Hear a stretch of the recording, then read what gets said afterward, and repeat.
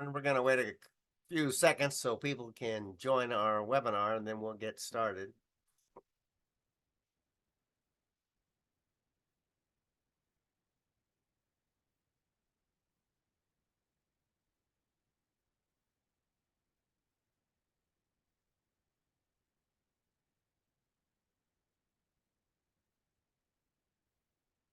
Okay, good morning. Welcome for today. Been fighting a cold, so bear with me if I have to drink some water or cough or something. But when talk about proposal preparation guidelines, we get asked oftentimes. I need help in writing proposals, so hopefully this presentation will really kind of help clarify some things for you and help you develop some strategies on how to move forward. First, a little bit about who we are. We're the Apex Accelerator. We're administered locally by the Monterey County Business Council, and we're funded through the Department of Defense, and that's been around since 1985. There's actually 7 Apex Accelerators in the state of California, and there's 96 across the United States and in U.S. Territories. And the mission of all Apex Accelerators is to promote economic growth and create employment opportunities in the local markets that they serve. And we do that by facilitating your access to the government marketplace. And although we're federally funded, the government marketplace means local, state, as well as federal contracting opportunities. This is just a map of the state of California that shows you the Apex Accelerators out there. We're the teal area here in the middle of the state, basically Central Coast, Central Valley. If you're in this webinar from one of these other areas, you can reach out to us and we'll refer you to one of our colleagues at one of the other Apex Accelerators. All of them have excellent teams of professionals to help you out. So these are the services that Apex Accelerators provide. First and foremost is one-on-one counseling, us learning about your business, what you've done in the past, what you're currently working on, and what you'd like to do in the future in the government marketplace.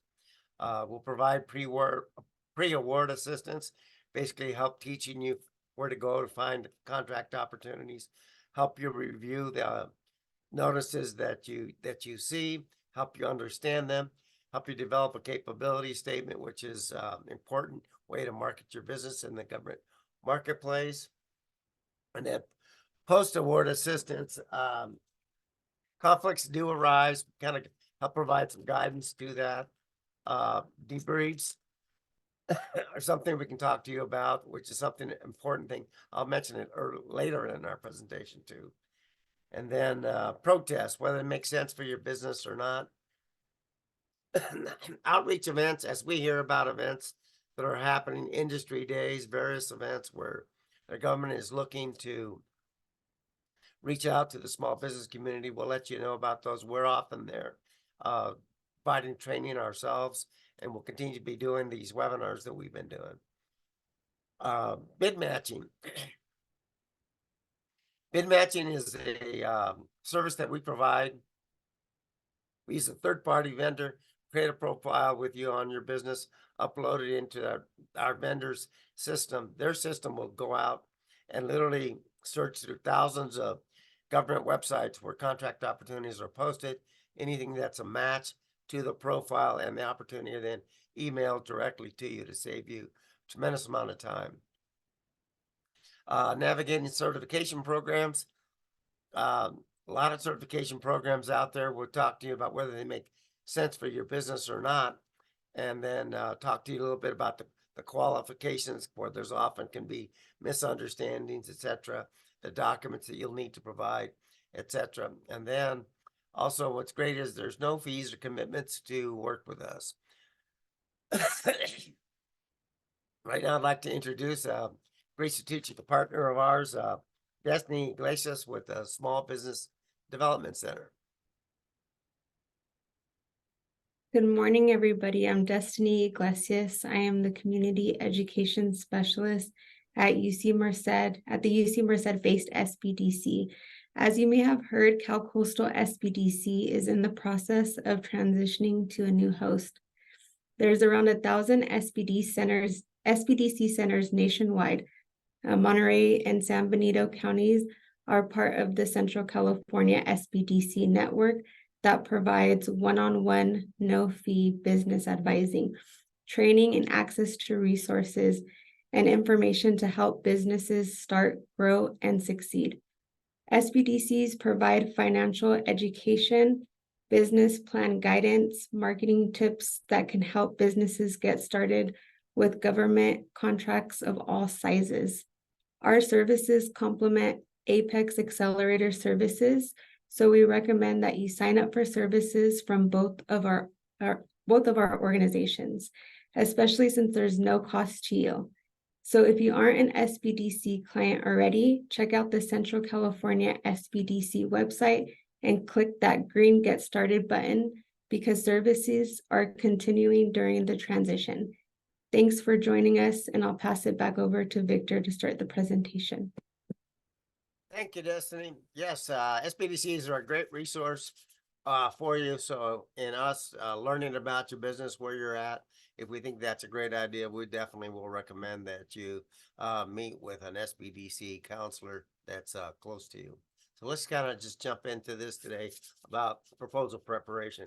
So learning objective today is just understanding the process.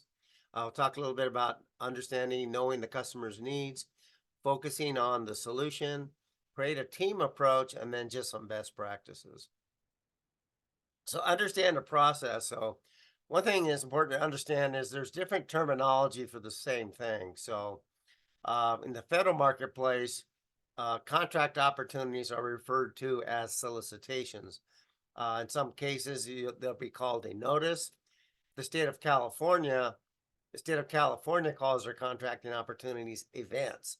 So it's important that you understand that they all mean the same thing, but you need to know when you see them what you're looking at. In the federal government market process is they'll go through a sources sought process. A sources sought notice is a notice that comes out where the government will describe an opportunity, and then they'll request that if you're interested in this opportunity, that you respond to the sources sought notice. In that process, what their government is trying to do is make a determination of whether they want to set aside that contract opportunity for a specific socioeconomic group. So once they receive responses to the sources sought notice, they may decide, okay, we're going to set this opportunity only for woman-owned businesses or only for service-disabled veteran-owned businesses. Pre-solicitation is the next notice that you'll see, and it'll give you more information on the upcoming opportunity. And typically when you see a pre-solicitation, the solicitation will come out about a week afterwards. But at each one of these, you'll get insight into what the government wants to purchase in the future, and for you to start already preparing your proposal just by knowing that if it's a sources sought notice, you know it's coming up. Once you see the pre-solicitation, you know it's going to be coming up very quickly. And then the solicitation. Between the sources sought and the solicitation, that could be, a month, a couple months. But once you get to the pre-solicitation, solicitation notices, then you know it's going to happen pretty quickly. In this process, once a solicitation comes out, you will be given the opportunity for questions and answers. In most cases, you'll see in the solicitation itself where they'll say, if you have questions on this solicitation, you send your questions to this person at this email address. The contracting officer is not allowed to respond to your questions directly, but what they'll do is there'll be a deadline of when you can submit questions. They then will answer all those questions and post those questions to the solicitation as an amendment so that everybody is on an even playing field. Amendments. It's real common that once a solicitation is posted, that there'll be amendments to that solicitation. The amendments may be as a result of the questions that people ask. Amendments could be anything that once the contracting team kind of looks at something, they're like, oh, we made a mistake, so we need to submit an amendment. It's important with amendments that when they're made that You have to download the amendment document. It's a form, sign it because you'll have to submit that with your offer to the government. If you don't, your offer will be rejected if you haven't submitted the confirmation that you've read and understand the amendment. And then site visits. Depending on what the opportunity is, you may see that either a site visit is offered or it might be mandatory. If there's a site visit, I strongly encourage you to attend, even if it's voluntary, because that gives you an opportunity to maybe ask a question of a contracting officer or somebody there at the that represents the government that then doesn't become public information in the formal Q&A process. If it's mandatory, you have to make sure that you get somebody there that signs the log that it's representing your company that attended that mandatory site visit. If they don't, then that means that if it was mandatory and you submit an offer, your offer is just going to be rejected because you didn't attend the site visit. So now I just kind of want to quickly just kind of go through some similar but different terms, and then we'll get into the last one, the request for proposal. But these are similar terms. I'm going to go through each one: invitation to bid, request for quotation, and request for proposal. They're similar, but there's differences. So let me talk about them.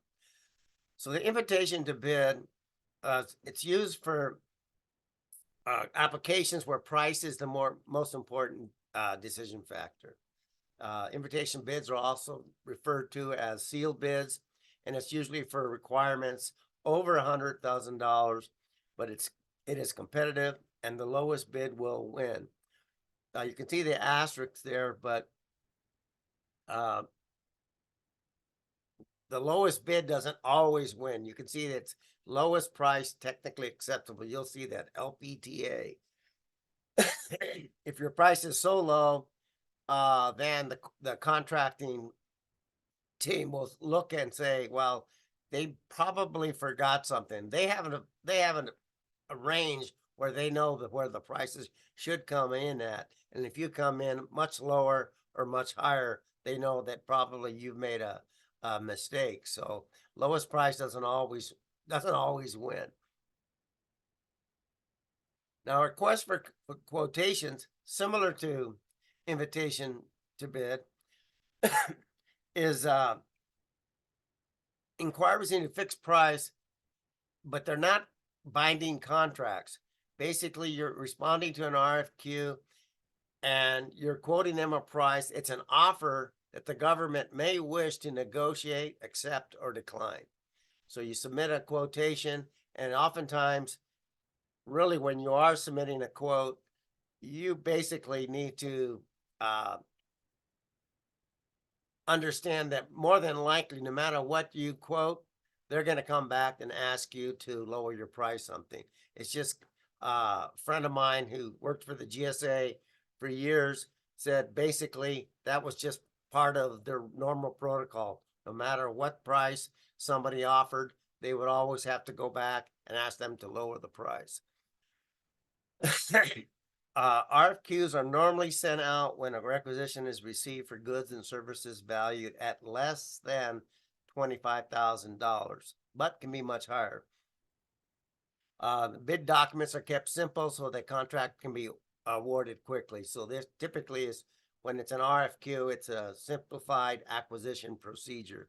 So you may hear about that, and we actually do a presentation on simplified acquisition procedures and micro purchases. So this is the meat of what we're going to be talking about today is requests for proposals. And they require best value analysis that weighs the level of service, types of service, and other factors against the price. Request for proposals are generally used for requirements of $25,000 or more, is more often employed for requirements where the selection of a supplier cannot be done solely on the basis of the lowest price. The RFP is used to procure the most cost-effective solution based upon evaluation criteria identified in the request for proposal. and we'll talk about that. But it's this evaluation criteria is what's key and what you need to address when you're writing your proposal. So with that, it's really important then that you understand the customer's needs. So when you're looking at a request for proposal, review past RFPs for patterns, or what I often tell people is that if you work predominantly in the state of California, you can look at RFPs that are, say, on the East Coast for the same type of product or service that you sell, because what you'll see in the request for proposal, basically it'll be the same. You'll see the patterns of the kind of information that they're going to want from you in your proposal. So you can start preparing that in advance so that you're not in a rush when time comes to submit your proposal. It's important that you read all documents. When you look at an RFP, sometimes there's a lot of attachments. Just the RFP itself could be 100 pages long. So you want to make sure that you read everything. And as you go through it, and you can, depending on how it's uploaded into their system, but you can, whether it's a PDF or a Word document, etc., actually go through the document and highlight every will, shall, must, so that you clearly understand that in your proposal, you're addressing the wills, shalls, and musts. Understand the timeline. So it's not uncommon that when you see an RFP come out, that as a solicitation, that you might only have a 2-week turnaround time to put together your proposal. So that's why we recommend you reviewing past RFPs so that you can, again, start gathering some of the information that they're going to ask for, so that you have that ready to go. A lot of times it's things like resumes of your management team, examples of past performance, those kinds of things. So you can get all that done ahead of time, so you're not scrambling at the last minute. When you're looking at the RFP, focus on the statement of work, the description, the specs, etc. And it'll be outlined in the document that this is the statement of work. So that's what you want to look at, so they can clearly understand this is what they want done. With that, as I mentioned earlier, you want to clearly look at the evaluation factors. These are the things that you're going to be graded upon when they review the document. So make sure you clearly understand that and you're addressing all those evaluation factors. Again, I mentioned the Q&A period, the question and answers. Ask clarification questions. Don't feel that if you're asking a question, it sounds like you're not professional because you don't know the answer. It's common that the people that put together these RFPs, they're not experts in the field the way you are. So once you look at it, you may say, I can't really answer this without some more information. So ask those questions. As I mentioned earlier, perform a site visit if offered by the customer. So depending on what the RFP is, they may offer a site visit or require a site visit. So again, take advantage of that. And then create a compliance matrix to help keep you organized. You can go do a Google search on compliance matrix and you see what that is. But basically what it is just a spreadsheet that you've gone through the document. You've looked at the statement of work. You look at the different deliverables that need to make. So then you basically then can go through it and say, okay, we need to be in compliance with all these different things here. So that matrix helps you to keep organized. So focus on the solution. So as I mentioned, when you're looking at an RFP, unlike a quote, it's a solution that you're providing that's going to win you the contract. So focus on the statement of work, And then explain how your product or services solves the problem that the client has. So go through it and then address that. What sets you apart? It could be your experience solving that same problem that another client had in the past, etc. Again, this part is really important. Avoid too much boasting or what I would just call fluff. A lot of people kind of like to brag about their business, but then all of a sudden they can get to the point where, you want to highlight what you're strong at. What are your core competencies? What's your value proposition? What are your differentiators? But you don't want to just be adding a bunch of things that really don't say much about what you can really deliver in solving their problem. So this is a method, this team approach that most successful proposal writers have developed over time that seems to work best. So we're going to kind of go through it. Basically, you're going to establish some team members as needed. You're going to develop a milestone schedule, create an outline of the proposal, ask any questions of the contracting officer as needed, write first drafts, maybe a second draft, third draft, then write a final draft, and there'll be a red team review, and then submit. So I'll go through some of these various team members here.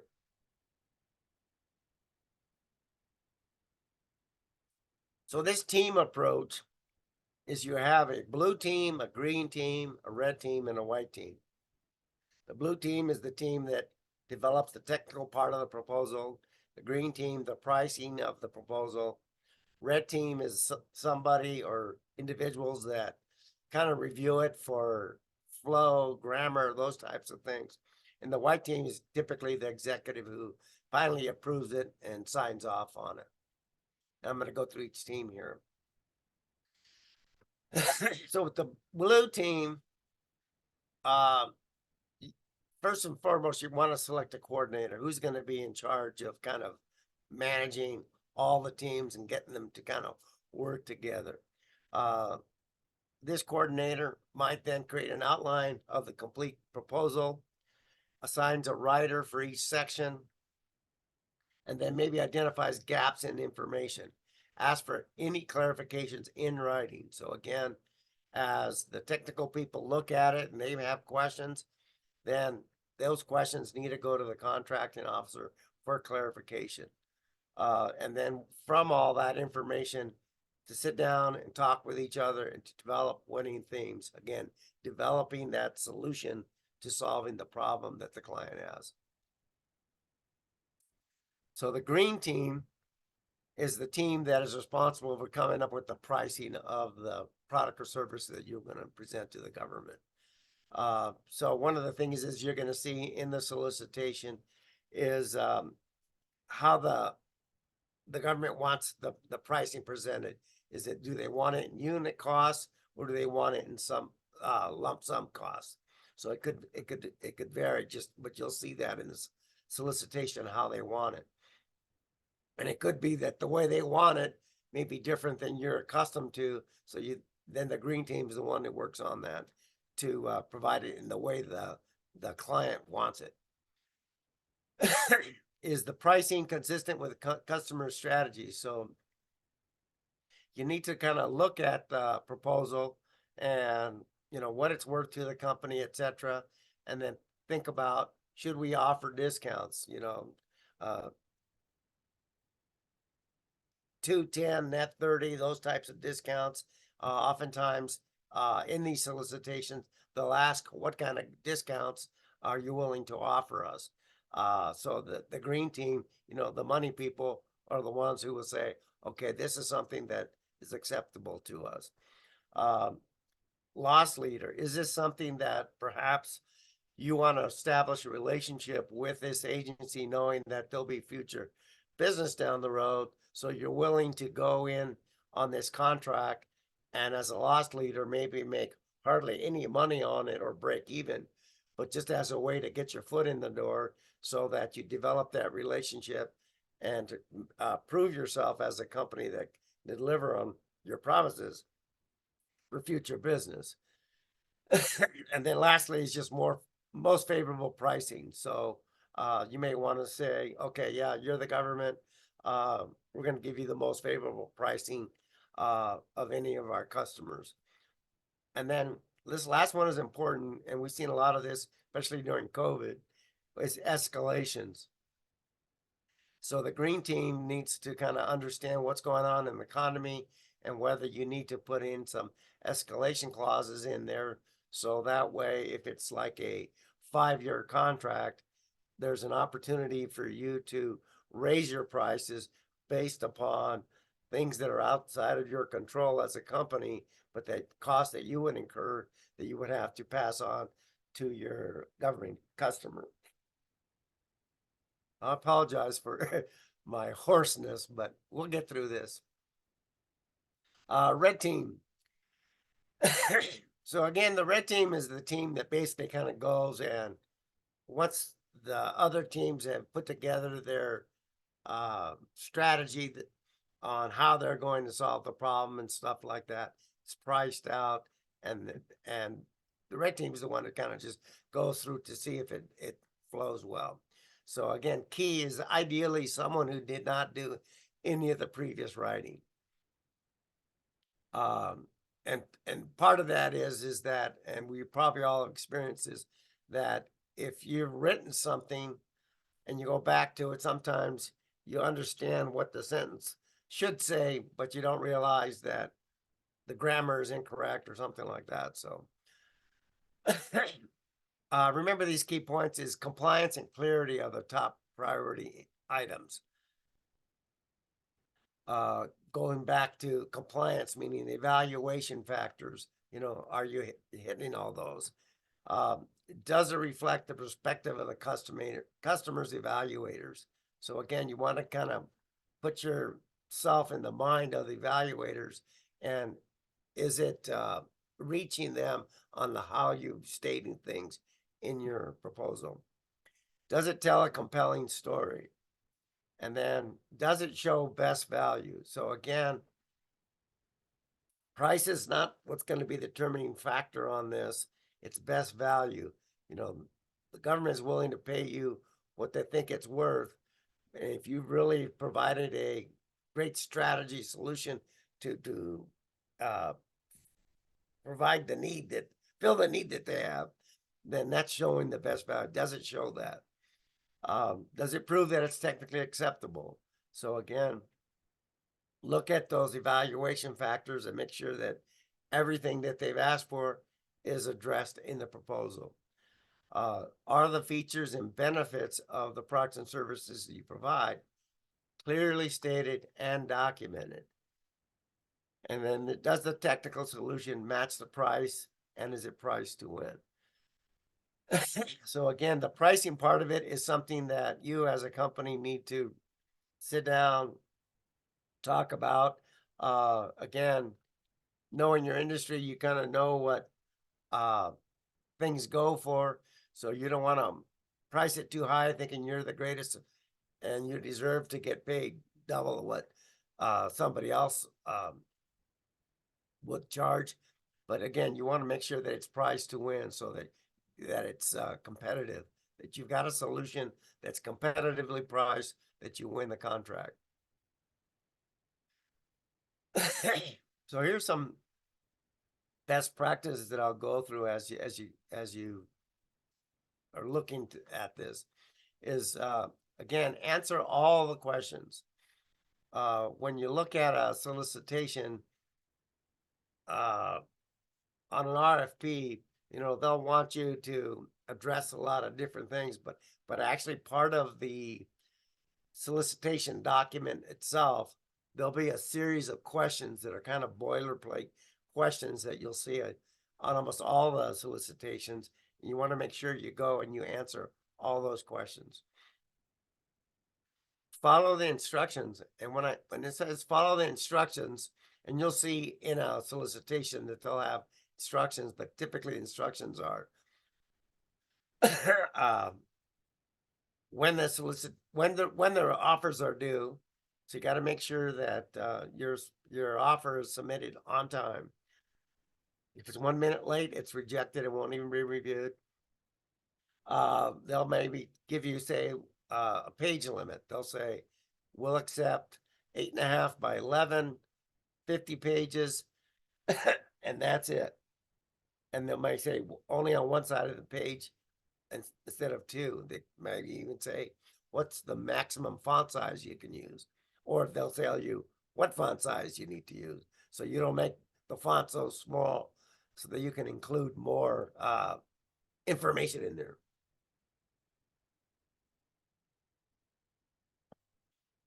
Eliminate jargon, using acronyms are too technical. So the people that are reading these proposals are a combination of different people. So you may like to use jargon that you use in your industry or acronyms and stuff, but to someone who's not in your industry, they may not know what you mean, and they don't have the time to try to go and look up the terms that you're using. So think of it in this way: can a layman read and understand what I'm writing here? So again, if it's kind of a technical proposal, yes, there's going to be some technical stuff, technical people that understand it, but remember too that don't get too technical. I've seen companies that within their own company, they're using acronyms that they only use within their own company. That's great and kind of cool and all that, but somebody outside that company has no idea what they're talking to. Poor grammar, so this is a killer. So again, when you talk about red team, that's what their major function is, looking for poor grammar, because poor grammar means that you're not being professional in presenting a document that has poor grammar, that it's a bad reflection on you, on professionalism or the product or service that you intend to supply to the government. Be concise. So again, you want to be concise, not big old long paragraphs that just quickly bore the reader. So state what needs to be stated, but in a concise format. If you mark something not applicable, NA, explain why. Doesn't have to be a huge explanation, but just explain why. And then start early. As I mentioned, the sooner you start preparing your proposal, the better it gets. Ideally, what you want to do is write a draft, let it sit a day, and then go back to it, look at it again. As I mentioned, you can also, again, look at past requests for proposals, get a sense for what they're going to ask for, so you can get those things prepared in advance. So when there's an opportunity that's in your backyard that you really want to go after, a lot of those things are already done. And you do that by, starting early. Hold your team members to deadlines. So you can have different people contributing to the different aspects of the proposal. Give them deadlines and then hold them to those deadlines. And then you want to ask for a debriefing. So in the very beginning, I mentioned debriefings, and basically a debriefing is for you in the federal marketplace. You're given the opportunity that after you submit a proposal and the award notice that goes out, you can ask for a debriefing. And we always say, whether you win the contract or you don't, you want to ask for a debriefing. If you don't win it, you want to say, what could I have done to make my proposal stronger? Because you want to learn from the process. And again, if you win, you still want to say, what could we have done to make it stronger? And they can tell you. They may say, well, your price was too high. They won't necessarily tell you exactly what everybody's pricing was. Oftentimes we see in proposals where someone doesn't win an award, where they'll want to know, maybe there's 30 items in the proposal that need to be delivered, but they'll want to know what were all the prices that were in that proposal. Well, typically when you see the contract, it's the overall price, and that's about the only thing you can get. You can't get individual line item pricing on something. Here's some more best practices. So I mentioned earlier that it's really common when you see a proposal or a solicitation that there'll be amendments to that.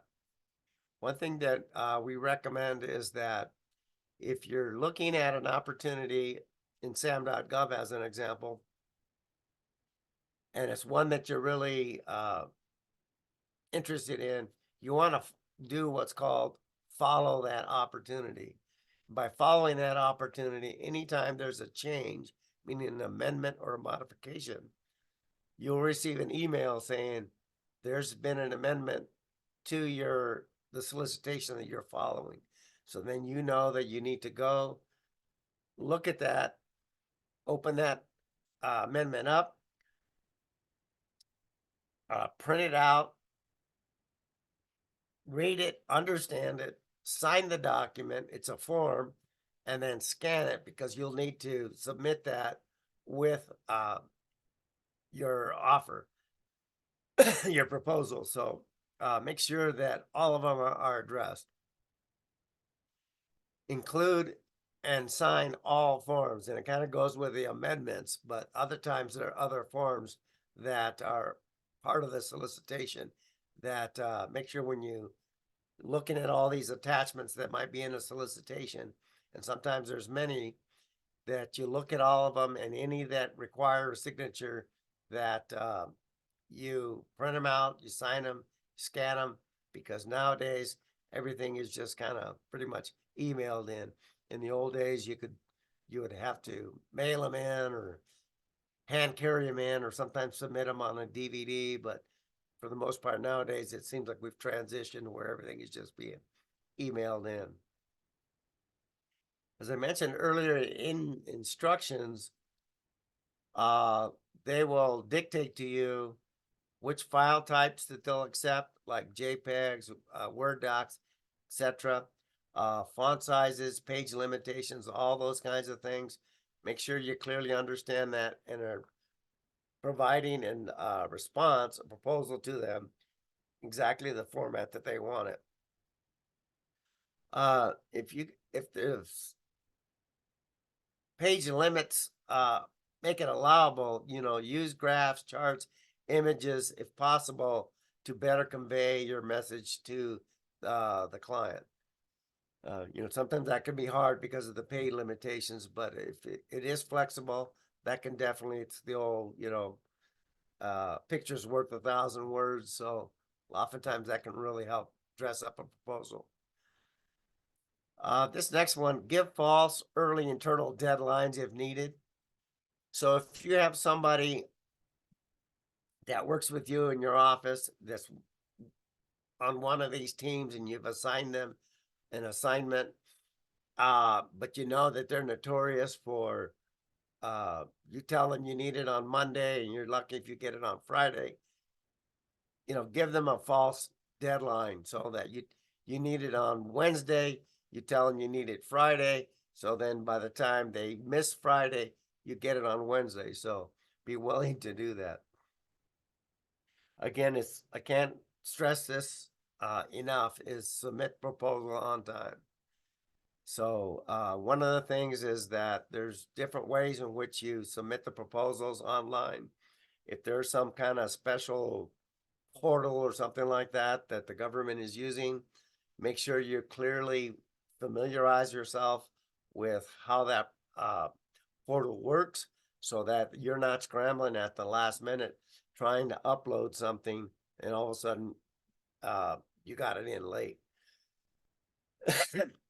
And unfortunately, a lot of these portals are like that, where they're just not user friendly. Sometimes when you upload a document, it doesn't really even give you a confirmation that the upload took place. So make sure that you really familiarize yourself with how their portals work so that you can get that proposal submitted on time. Again, if it gets there late, it won't be accepted. Oh, so this next one is the same thing I'm talking about. Perform a dry run proposal submittal portal in advance. If you can, get a confirmation of any submission delivery. Some systems give you that, others don't. But if you can, try to get that. Again, hold your team members to deadlines. And this last one is really important, is do a post review. So again, ideally what you're going to do is after the award is made, you're asking for a debrief of how you could have done better. And then after that, you're meeting with all the team members that worked on the proposal, and you're working together and doing a post review of how could we have made this process more smoothly. You may find out that, yeah, we didn't realize that we needed to get resumes from our management team, or we needed to get past history or a past history questionnaire completed by our clients and submitted to the contracting officer. And when we did that, they didn't respond in time. So that things like that, you want to make sure that you don't make that mistake again. I want to share this because this is actually, like I said, it's a true story. This happened during COVID, but USDA had a big opportunity that went out, and they received hundreds of proposals on this opportunity, but so many poor proposals were received that they put together this email and sent it out and explained why they saw a lot of. So the first one was a lot of companies submitted proposals, but they failed to sign the offer submitted. So when you're submitting a proposal, you submit a what's called this SF 1449, which is a form that you fill out. But in addition, you still have a bunch of written stuff that is like an appendix. People just didn't sign the form.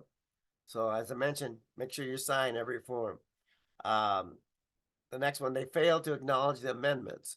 So again, when you receive an amendment, it comes on this standard form 30. So you need to print it out, sign it, scan it, and then you need to submit that with your proposal. So the people weren't doing that. And then this one, failure to submit Exhibit 6 and all required attachments and affirmations. So again, there was whatever it was at Exhibit 6. I don't even know what that was, but people just didn't do it. Failure to submit 3 past performance references using Exhibit 5. So past performance references are really common. Government wants to know that you've done this kind of provided this kind of service or sold this kind of product before, but they want references from you. You need to have those prepared in advance, and you need to submit those. And then failure to adequately address proposal part 1 factors and subcontractors. So those are probably like evaluation factors that I mentioned. So again, they didn't even address them. So those are the things that, mistakes people made, that their offers were just rejected. So here's some takeaways. And I forgot to mention, I normally do this at the beginning of the presentation, but you'll all receive a copy of all these slides and then a link to the recording if you're having a hard time understanding my speech. And I'll take any questions you have. But remember that, no one size fits all. So no 2 proposals are the same. So kind of understand that. You need full commitment from, your president, CEO, that if you're going to go down this path, it's the president or CEO that really is gonna make sure that everybody understands, everybody's on board with this, we're gonna submit this proposal, and that everybody needs to do their share. But you need that full commitment from them, so that everybody knows that this has to be done. Uh, and so with this next one, strong coordinator and blue team is a must. So again, basically the president needs to tell his team that whatever this strong coordinator needs, you guys need to provide it. The red team is critical. That's the last team that goes through it, make sure that all the grammar flows. A lot of times, technical people are really great with technical aspects, but they're not good at writing. So the red team person can do maybe much better job of going through, maybe talking with a blue team member to kind of clearly understand what is it you're trying to say here, and being able to state it in a better way with some better grammar than the technical people that came up with. Again, do the debrief. Do the debrief internally. That's that post debriefing, but also with the customer. Ask that government customer, how could we have done better on our proposal? I just added this one this morning because we get this a lot. Can I pay somebody to write a proposal for me? It's very difficult to pay someone to write your proposal. And the reason why is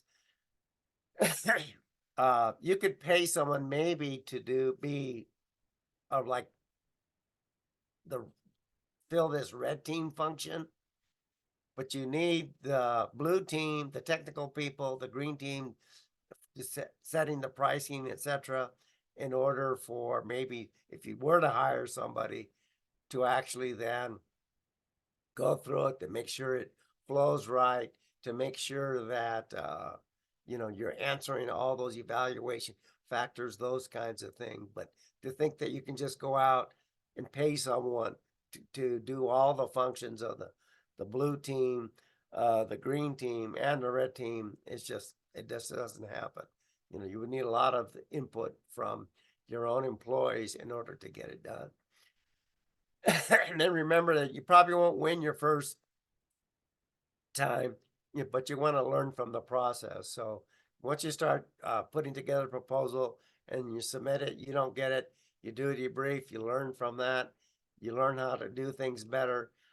Maybe some of the information that you gathered in that first proposal, now you have it ready to go, so you're not scrambling to get it prepared for the next time. So it gives you more time to focus more on addressing evaluation factors versus going out and collecting past performance questionnaires or resumes from the team members, etc. So with that, here's some upcoming webinars. February 28th, we're going to talk about foreign ownership, control, and influence, which has become a big thing with the federal government, and why it's important, why you should be knowledgeable about what it is, especially if you're a company that is looking into like SBIR grant opportunities. And then on March 20th, we're doing a presentation on understanding solicitations.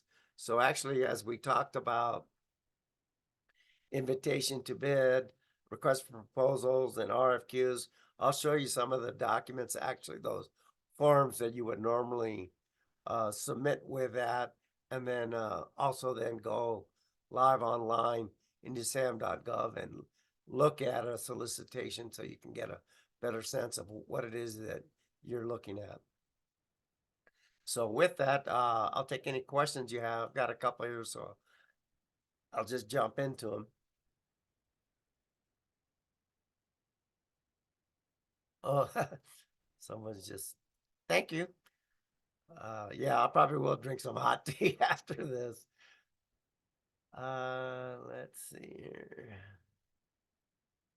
Some reason.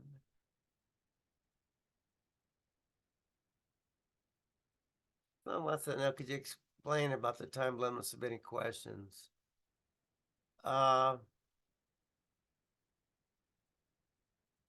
So in most cases, you'll see in the solicitation where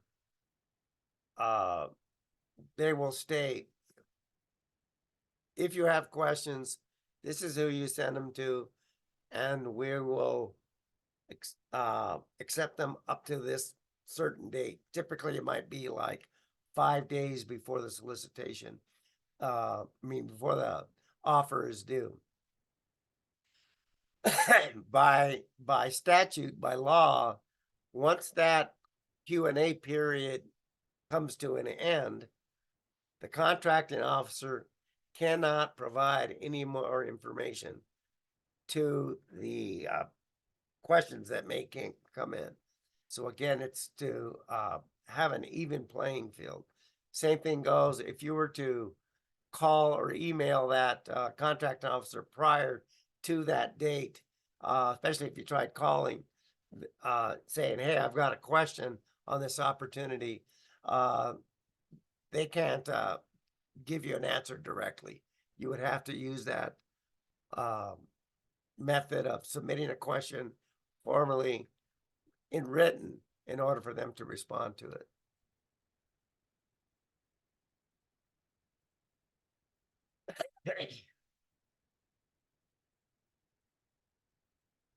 One thing I'll say too is that this whole red team, blue team, green team stuff.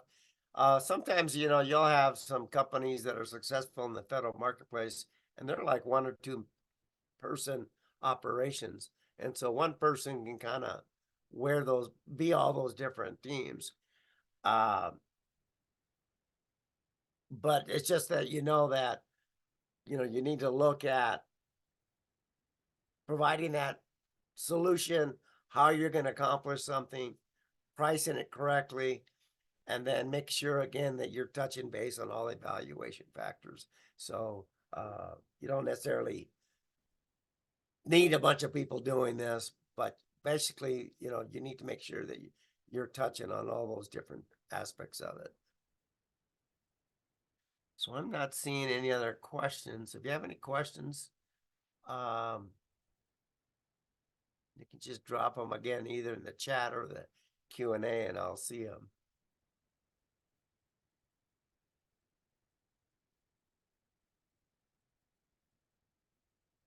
Well, I'm not seeing any other questions, so I think I'm going to take Petra's advice and I'm going to go make some hot tea. So thank you very much. And then again, I'll probably send out this presentation to you either later this afternoon or tomorrow with the link to the recording. So thank you very much.